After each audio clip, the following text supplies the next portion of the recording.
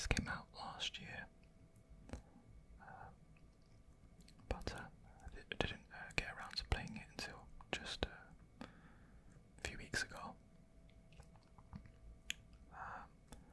So my first sort of introduction into Fire Emblem, or at least when it comes to, playing Fire Emblem tactical RPGs, was Awakening on the 3DS. But Three Houses has impressed me so far. I'm on like chapter 4, and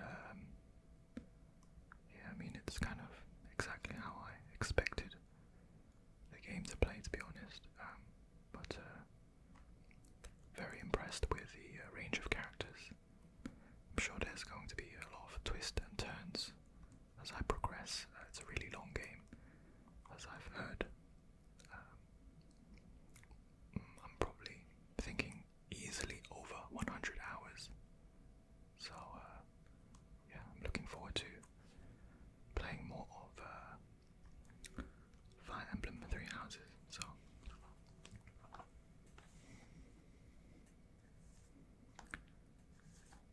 okay. Next up is honestly probably my favorite game of all time, or maybe second favorite game of all time. I'll explain that in a little bit. Dragon Quest XI-S, well, just Dragon Quest XI, I suppose. If there was a game that could be described as perfect, or close to being perfect, it would be Dragon Quest XI. I was really impressed by essentially everything about this game. I mean, of course there might be a few things that's like, well, maybe they could have touched upon this or improved upon that, but honestly, from the story to the music to side quests and the world and everything, characters, it's very close to being flawless in my opinion. So Dragon Quest XI-S, I highly recommend it, and from what I understand, this is the definitive edition, so they've included a lot more things in this version as opposed to the original release. But yeah, this is an incredible game.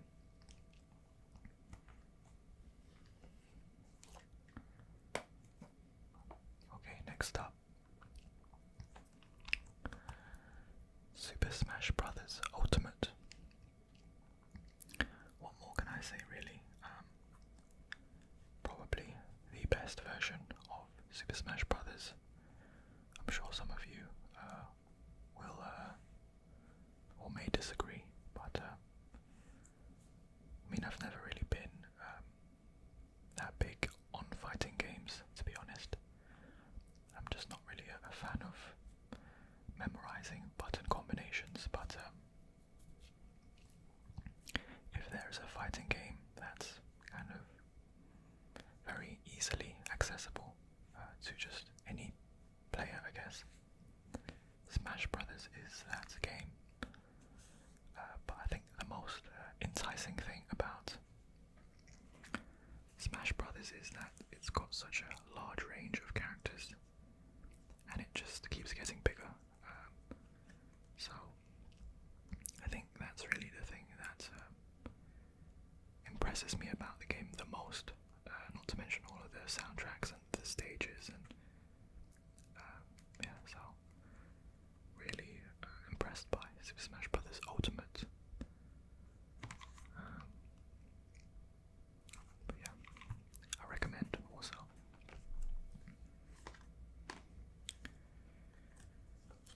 Next up is Link's Awakening on the Switch. So this is the remake of the Game Boy game. I actually played the Link's Awakening DX on the Game Boy Color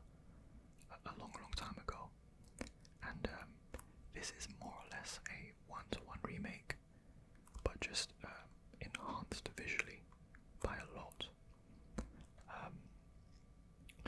This game, I enjoyed this game. I don't think it really should have been at full price though, but I think everything about this game is really good, except I think it was that dungeon maker thing that I did not enjoy. I found that extremely tedious and kind of time wasting. It didn't really add anything to the game really. It was just kind of you do it just so that you can get the reward at the end, but there was no fun in the dungeon making process. But aside from that one thing, the rest of the game is pretty good.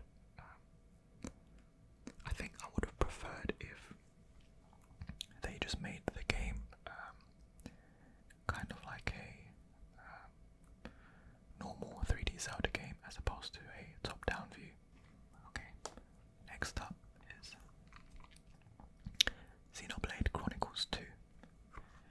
So now, this game, it took some time for me to get into the Xenoblade franchise, mainly because I wasn't really a fan of the sort of the physics and just the play style of it.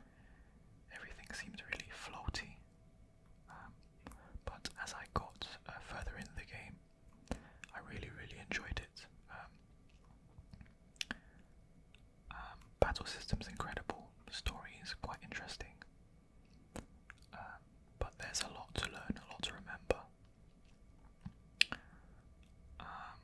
A really large cast of characters, and yeah, I mean, I think if you like sort of those sort of anime stories, you'll probably like Xenoblade Chronicles 2. I'm not the biggest fan of the voice acting though.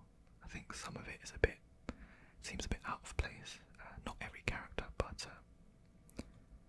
wasn't really a fan of Rex's voice, but it does the job, I suppose. Recently, Xenoblade Chronicles 1 re-released on the Switch as well, so I'm planning to get that eventually. I had it on the Nintendo Wii, but I didn't quite finish it. But yeah, I'm looking forward to that. Again, if you enjoy long story RPGs that's quite anime-like, you'll probably like Xenoblade Chronicles 2. Okay. Next is Skyrim. Now, this is quite an old game now, about 9 years old. I owned this game on the 360 when it first came out, but I didn't finish it then. I still haven't finished it on the Switch, just because there's just so many things to do that you get sidetracked a lot. But the game runs very well on the Switch. I've had no problems with it, no glitches or anything. Comes with everything, all of the DLC, which is great. But I don't know, sometimes I just I get a little bit bored with the world sometimes, because everything looks the same. It looks very bland. But the game is quite good though. Good lore, sort of a lot of freedom if you like that kind of experience, just roaming around as you wish. So it's good for that. But it's a good version of Skyrim, I would say.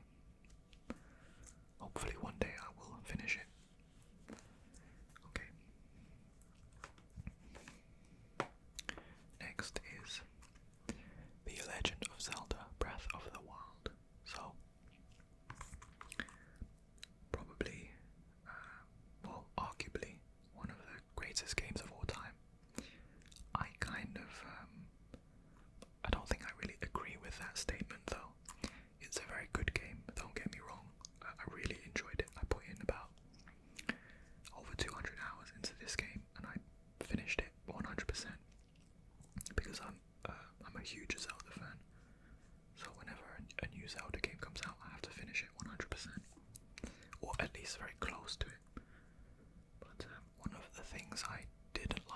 this game was that the things that makes a Zelda game, such as a variety of dungeons, variety of boss battles, a variety of music even, just wasn't present in this game. If Breath of the Wild had those things, along with its free roaming style, then I would argue that it may be the greatest Zelda or the greatest game, but just based on that, I can't say that. But what the game is and what it does, and what it's advertised as, it does it very well. You can essentially do anything, and you may be surprised by some of the things that you can do by experimenting with objects and tools and things like that. But it is a very good game. I'm not sure about the best game or best Zelda game. So next up is Pokemon Shield, or Sword if you have a sword. So going into this game, I was moderately impressed by the storyline, although I was vastly disappointed by the end because of the lack of exploration.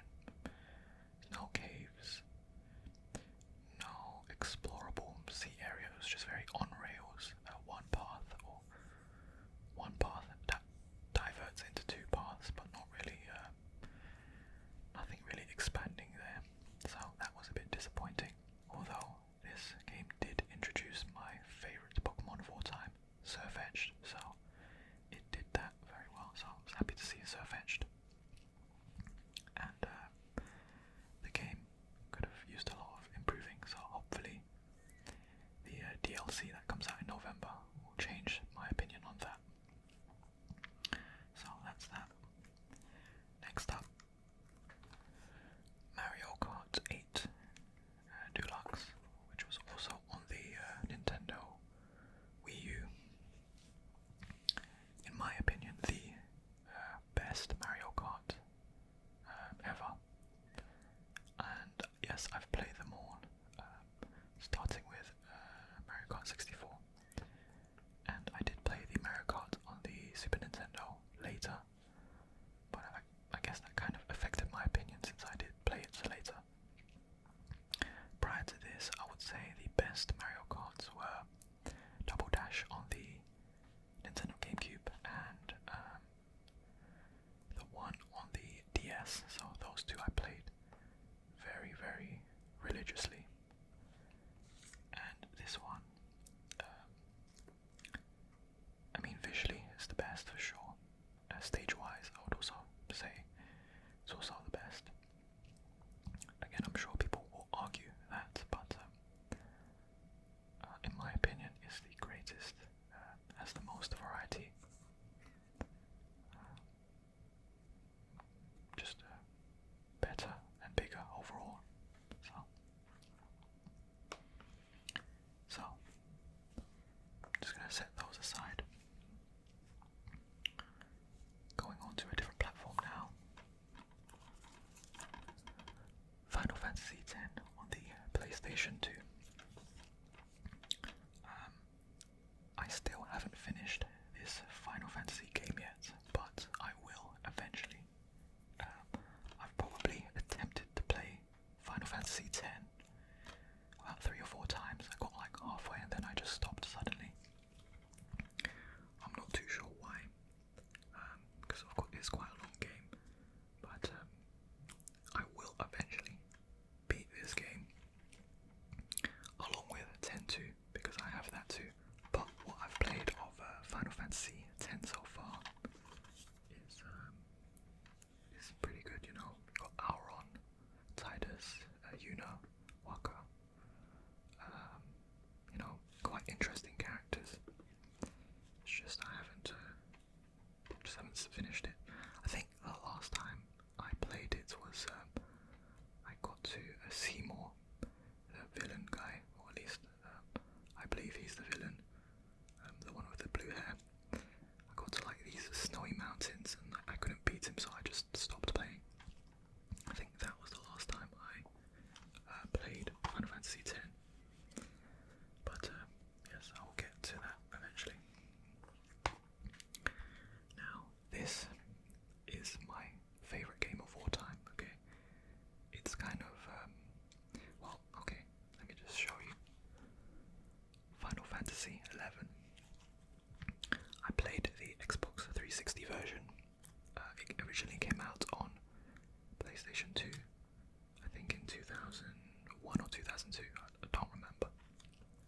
But again, I first played it on the Xbox 360, and I was hooked. I played it for about 3 years straight. I was extremely addicted to this game.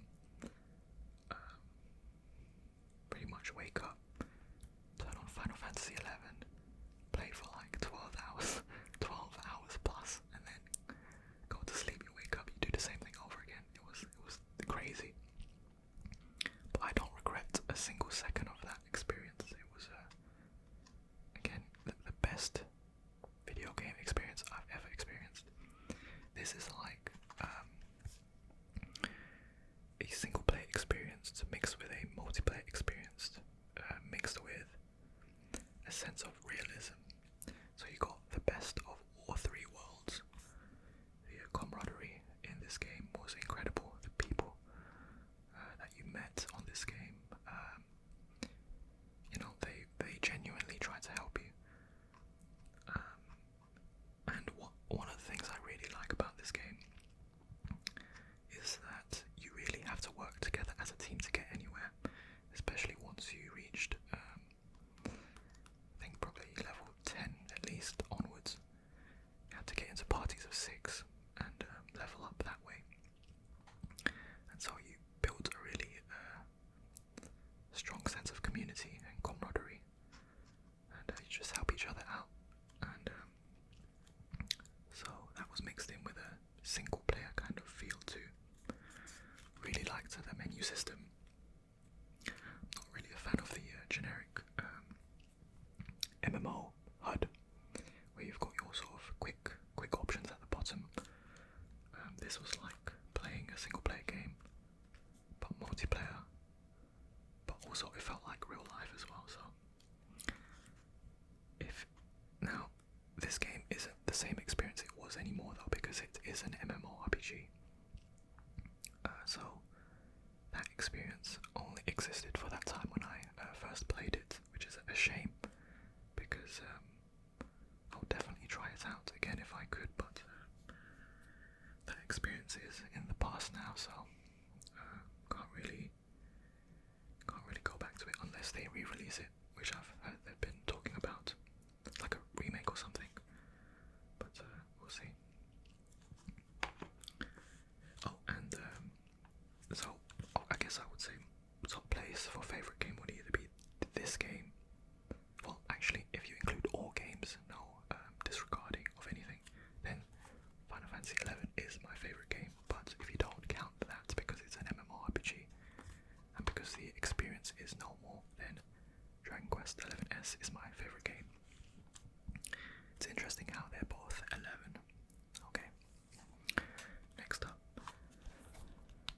Final Fantasy 12. So, this game, I didn't finish the original game. I finished the Zodiac Age version, which adds like a speed up feature.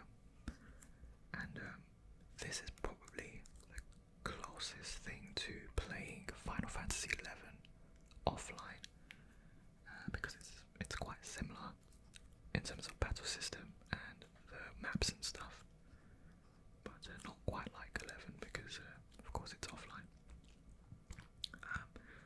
Wasn't the biggest fan of the story. It was quite slow a lot of the time, but I did enjoy the game. I did enjoy the battle system. I really like just a classic RPG. Well, I say classic RPG, I mean like equipping armors and things like this. I like that a lot.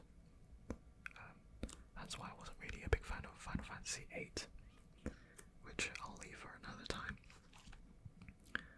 But this game is extremely long. I played it at double speed just to get things done a lot quicker, and sometimes in 4 times speed. But yeah, you got some interesting characters in there, but a lot of the time there was so much time in between cutscenes and stuff that you felt a bit disconnected from the characters. But it was an interesting game with a good ending. So, oh, and the Great Crystal was a nightmare. I have no idea how you're supposed to get through that without a guide of some sort. Although I must say, I played through the Great Crystal longer than I needed to, because I went to the end of that dungeon to fight Ultima to get the summon. I didn't do Omega though. That's I kind of just left that. But yeah, that map, that dungeon was probably one of the most annoying dungeons I've ever played in any game, period. So that's that. Next up, Soul Calibur 4. So, like I said earlier, I'm not the biggest fan of fighting games, but Soul Calibur 4 was special to me, mainly because it had customizable characters, which is always a good thing for me, because I can make characters I like and enjoy the game that way if the game doesn't have any characters that I personally enjoy. I have no idea how they managed to do it, but it's like they had the right equipment that you could unlock to make the characters that appeared in other games. Is kind of weird, but that was a really fun experience. I would just turn on Soul Calibur 4 and just make characters all day and use that to play. So I think I made like Ryu, Ken, Cloud.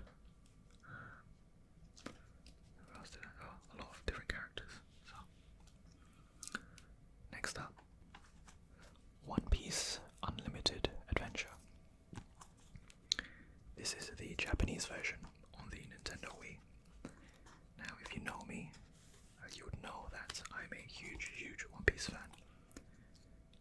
I would say the best storyline ever, period. Not even just in anime, just in fiction, period. One of the best casts of characters I've ever experienced. So much emotion when you watch One Piece. But anyway, this was the first One Piece game I ever got, and I was extremely excited because it was One Piece and I finally got to play as these characters for the first time. Although strangely enough, I actually played this in black and white because I guess the television I was using didn't support color display or something, I don't know. But this was a long time ago. And it was, yeah, I mean, the game isn't great technically, but just because it's One Piece, I really enjoyed it. And I did everything pretty much. And yeah, I would really recommend it. Since it is quite old, and you know, it's really just based on the fact that I really like One Piece, so I enjoyed that. Oh, here we go. Kingdom Hearts 1.5 plus 2.5 remix, HD remix. So this consists of Kingdom Hearts Final Mix, Kingdom Hearts Rechain of Memories, Kingdom Hearts 258 Kingdom Hearts 358 Days. No, Kingdom Hearts 358 over 2 days. Kingdom Hearts 2 Final Mix, Kingdom Hearts Birth by Sleep Final Mix, and Kingdom Hearts Recoded. So I got into Kingdom Hearts quite late, probably about 9 years ago I played the first game. I didn't finish it, but I did finish Kingdom Hearts 2 at the time. But since I got this version, excuse me,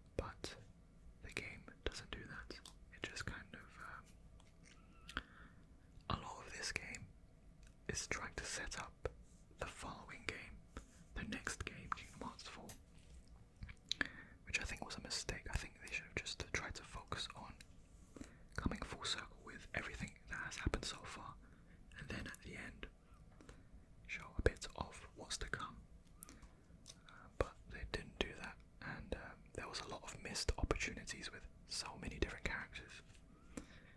It was really disappointing. I mean, of course, when you're first playing through the game, it's kind of like, oh wow, Kingdom Hearts 3. It's been like 13 years or something. But yeah, by the end of it, it was a disappointment, to be honest.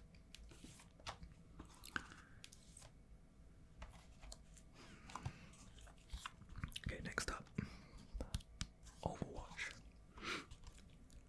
Probably, in my opinion, the best multiplayer first-person shooter in recent years.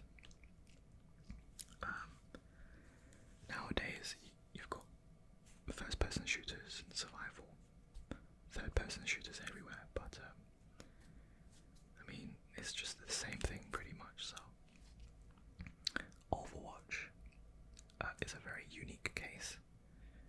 Really diverse cast of characters, all with different abilities, and it's just really, really fun, to be honest.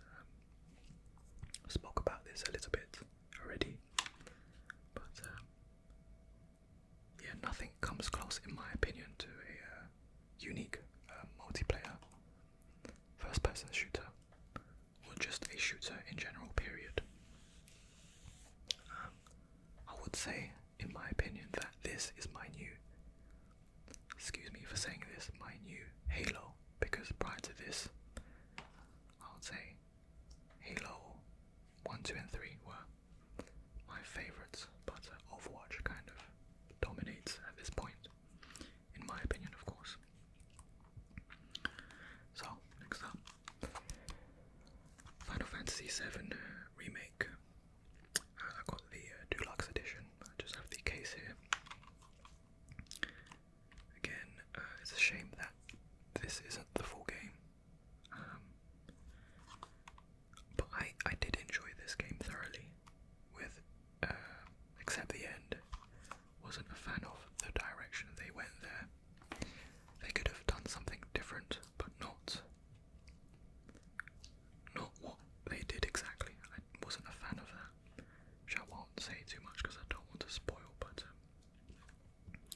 I'll just leave it at that. But I did enjoy the game thoroughly throughout. Graphics, storytelling, voice acting, everything was pretty good. There was a lot of padding, of course, throughout. It's kind of necessary, I suppose, if you've taken the first 5 to 6 hours of the original game and expanded it to about 40 hours. It's kind of expected, but yeah, I kind of wished it was just the full game. Okay, next up, Persona 5. The first Persona game I've ever played, and I finished the game extremely long, like over 100 hours or so. This game was more difficult than I expected it to be, especially towards the end.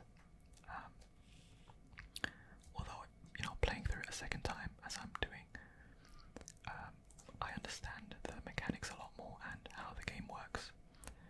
So with that knowledge, it's easier to just sort of, prepare around everything that goes on in the game, like with the confidants and everything like that. But so when I first played through it, I remember I went to like the last dungeon, and I didn't really prepare or anything like that, and I was kind of stuck. So I kind of had to figure out a way to get to the end without dying. So that was an interesting challenge. It was annoying a lot of the time.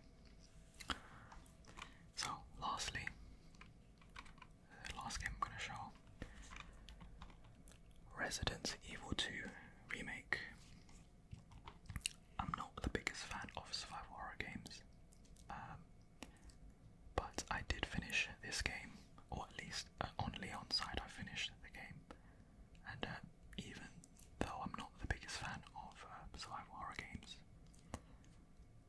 I can tell that this game is very, very well made, so it gets a thumbs up for me for that. And is quite scary at the start, but you know, the more you play, you just get used to it, and then eventually it's kind of like anything really. You just get used to it. But